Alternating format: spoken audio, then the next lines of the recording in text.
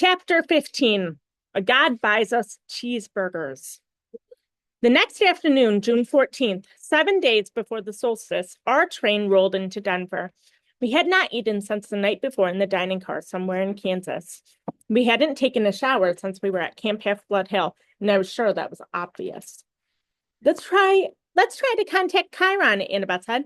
I want to tell him something about the river spirit. But we can't use phones, right? We're not talking about a phone. We wandered downtown for about half an hour, and I wasn't sure what Annabeth was looking for. The air was dry and hot, which felt weird in the humidity of St. Louis. Everywhere we turned, the Rocky Mountains seemed to be staring at us, like a tidal wave about to crash into the city. Finally, we found an empty do-it-yourself car wash. We veered toward the stall farthest from the street, keeping out of the eyes of the patrol car. We were three adolescents hanging out at a car wash without a car. Any cop with donuts would figure out we were up to no good. What exactly are we doing? I asked Grover as he took out a spray gun. It's 75 cents, he said. I've only got 2 quarters. Annabeth, don't look at me. She said, the dining car wiped me out. I fished out my last bit of change and passed Grover a quarter, which left me 2 nickels and a drachma from Medusa's place. Excellent. Sorry, Grover said. We could do it with spray bottle, of course, but the connection isn't as good and my arm gets tired of pumping. What are you guys talking about? He fed the quarters to the knob called Find Miss, IMing.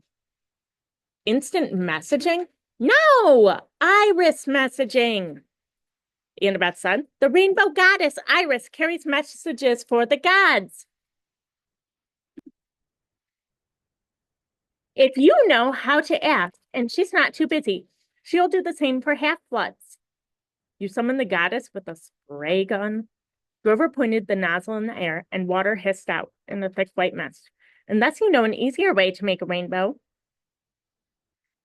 Grover pointed the nozzle. Sure enough, late afternoon light filtered through the vapor and broke into colors. Annabeth held her palm out to me. Drachma, please. The water vapor broke into colors. Annabeth held out her palm. I handed it over. She raised her coin over her head. Oh, goddess, accept our offering. She threw the drachma into the rainbow. It disappeared into a glimmering shimmer. Half-Blood Hill, Annabeth requested. For a moment, nothing happened. Then I was looking through the mist at strawberry fields and the Long Island Sound in the distance. We seemed to be on the porch of the big house. Standing with the back and the railing was a sandy-haired guy in shorts and an orange tank top. He was holding a bronze sword and seemed to be staring intently at something down the metal. Luke! I called. He turned wide-eyed. I could swear he was standing 3 feet in front of us through a screen of mist. Except I could only see the part of him that appeared in the rainbow. Percy? The scarred face broke into a grin. Is that Annabeth too? Thank the gods. You guys okay? We're, fine, Annabeth said. She was madly straightening her dirty t-shirt, trying to comb the loose hair out of her face.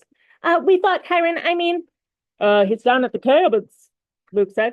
We're having some issues with the campus. Listen, everything cool with y'all? Is Grover okay? I'm right here, Grover called. He held the nozzle out to one side and stepped into Luke's line of vision. Oh, what kind of issues?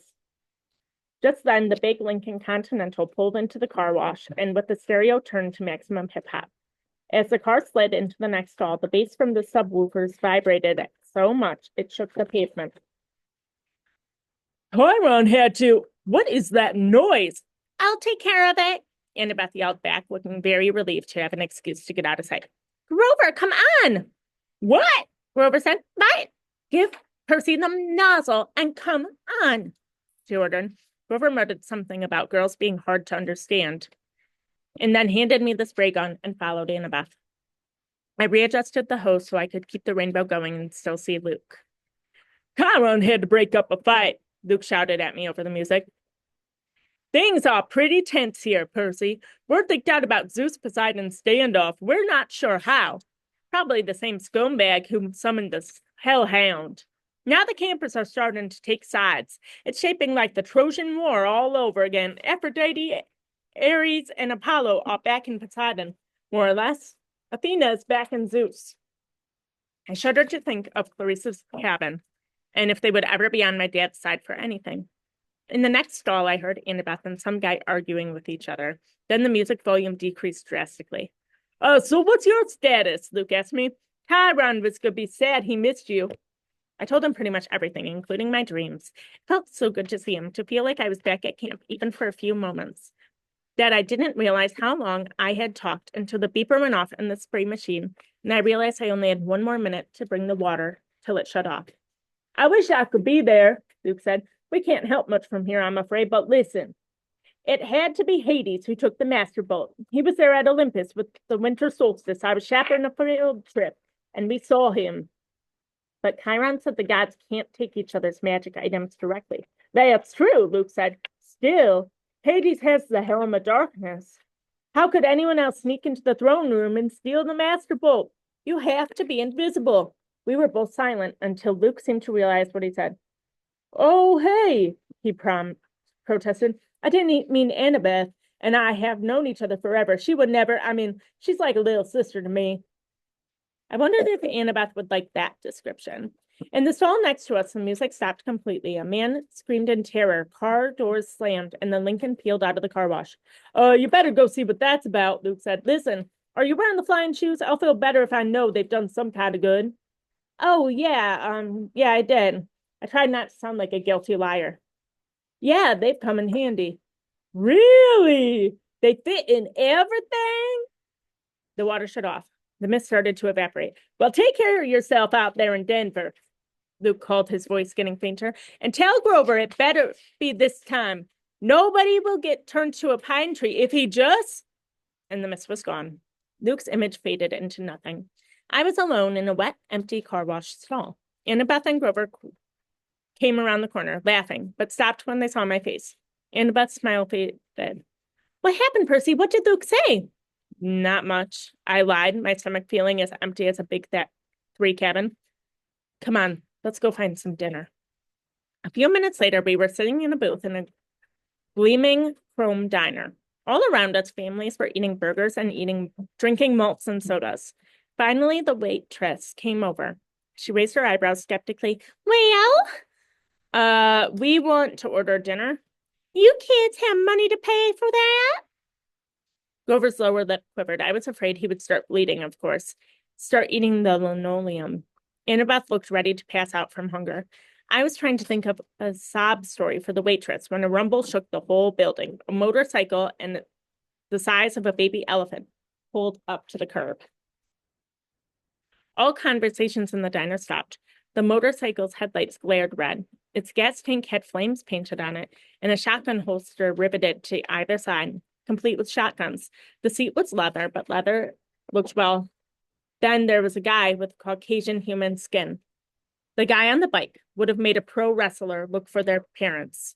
He was dressed in a red muscle shirt and black jeans and black leather duster, with a hunting knife strapped to his thigh. He wore red wraparound shades, and he had the coolest, most brutal face I'd ever seen. Handsome, I guess, but wicked. With an oily black crew cut and cheeks that were scarred from many, many fights. The weird thing was, I felt like I'd seen his face somewhere before. As he walked into the diner, a hot, dry wind blew through the place. All the people rose as if they were hypnotized, but the biker waved his hand dismissively and they all sat down again. Everybody went back to their conversation. The waitress blinked, as if somebody had just pressed the rewind button on their brain. She asked us again, "You kids have any money to pay for it?" The biker said, "Oh, yeah, it's all me." He slid into the booth, which was way too small for him, and crowded Annabeth against the window. He looked up at the waitress, who was gaping at him, and said, "Are you still here?" He pointed at her, and she stiffened. She turned as if she'd wanted to spin around, then marched right back to the kitchen. The biker looked at me.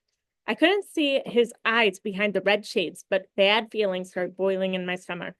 Like anger, resentment, bitterness. I wanted to hit a wall. I wanted to pick a fight with someone. Who did this guy think he was? He gave me a wicked grin. So you old seaweeds kid, huh? I should have been surprised or scared, but instead I felt like I was looking at my stepdad, Gabe. I wanted to rip his head off. What is it to you? Annabeth's eyes flashed me a warning. Percy, this is... The biker raised his hand and said, "Soke, I don't mind a little attitude long as you remember who's the boss. You know who I am, little cousin. Then it struck me why the guy looked so familiar. I had seen the same vicious sneer as some of the kids at Camp Half-Blood, the ones from Cabin 5. You're Clarice's dad, I said. You're Ares, the god of war. Ares grinned and took off his shades. Where his eyes should have been, there were only fire, empty sockets glowing with miniature nuclear explosions. That's right, punk! I heard you broke Clarice's spear. She was asking for it. Probably that's cool. I don't fight my kids' fights, you know. What I'm here for, I heard you were in town. I got a little proposition for you. The waitress came back with heaping trays of food, cheeseburgers, fries, onion rings, and chocolate shakes. Ares handed her a few gold drachmas. She looked nervously at the coins. But these aren't. Ares pulled out his huge knife and started cleaning his fingernails. You got problems, sweetheart? The waitress swallowed, then left with the gold. You can't do that, I told Ares. You can't just threaten people with a knife. Ares laughed. Are you kidding? I love this country. Best place in Sparta. Don't you carry a weapon, punk? You sure a dangerous world out here, which brings me to my proposition. I need you to do me a favor. What favor could I do for a god? I said. Something a god doesn't have time to do himself. It's nothing much. I left my shield in an abandoned water park here in town. I was going on a little date with my girlfriend. We were interrupted. I left my shield behind. I want you to fetch it for me. There's his girlfriend on the screen. Why don't you go back and get it yourself? The fire in his eye socket glowed a little hotter. Why don't I turn you into a prairie dog and let you run around and run you over with my motorcycle? Because I don't feel like it. A God has given you an opportunity to prove yourself. Percy Jackson, will you prove yourself to be a coward? He leaned forward. Or maybe you only fight when there's a river to dive into so your daddy can protect you. I wanted to punch this guy. But somehow, I knew he was waiting for that. Ares' power was causing my anger. He'd love it if I attacked. I didn't want to give him the satisfaction. We're not interested, I said.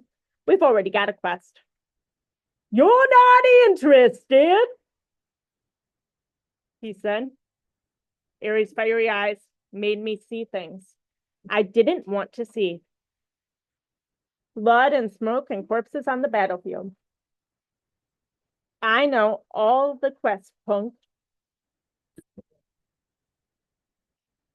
What that item was for stolen. Zeus sent his best out looking for it. Apollo, Athena, Artemis, and me naturally. If I couldn't sniff out a weapon that powerful, he licked his lips as if it were very thoughtful of the master bolt to make him hungry. Well, if I couldn't find it, you got no hope. Nevertheless, I'm trying to give you the benefit of the doubt. Your dad and I go way back. After all, I'm the one who told him my suspicions over that old corpse breath.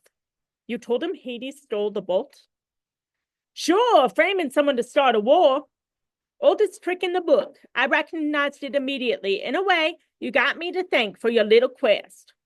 Thanks, I grumbled. Hey, I'm a generous guy, just doing my little job, and I'll help you on your way. I'll arrange a ride west for you and your friends. We're doing fine on our own. Yeah, right. No money, no wheels, no clue what you're up against. Help me out and maybe I'll tell you something you need to know. Something about your mama. My mom? He grinned. That got your attention. The water park is a mile west of Delaney. You can't miss it. Look for the Tunnel of Love ride. What interrupted your date? I said. Something scare you off? Ares bared his teeth, but I'd seen a threatening look before in Clarice. There was something false about it, almost like he was nervous. You're lucky you met me, punk, and not one of those other Olympians. They're not as forgiving of rudeness as I am. I'll meet you in back when you're done. Don't disappoint me. After that, I must have fainted or fallen into a trance, because when I opened my eyes again, Ares was gone. Must have thought the conversation had been a dream, but Annabeth and Grover's expressions told me otherwise. Not good, Grover said. Ares sought you out, Percy. This is not good. I stared out the window. The motorcycle had disappeared. Did Ares really know something about my mom, or was he just playing with me? Now that he was gone, all the anger had drained out of me. I realized Ares must have messed with people's emotions. That was his power. Cranking up the passions so badly, they clouded your ability to think. It's probably some kind of trick, I said. Forget Aries. Let's go. We can't, Annabeth said. Look, I hate Aries as much as anyone, but you don't ignore the gods unless you want serious bad fortune.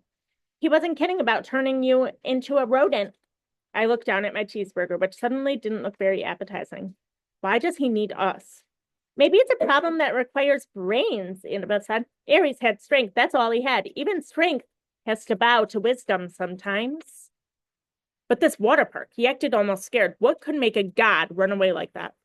Annabeth and Grover glanced nervously at each other. Annabeth said, I'm afraid we're going to have to find out.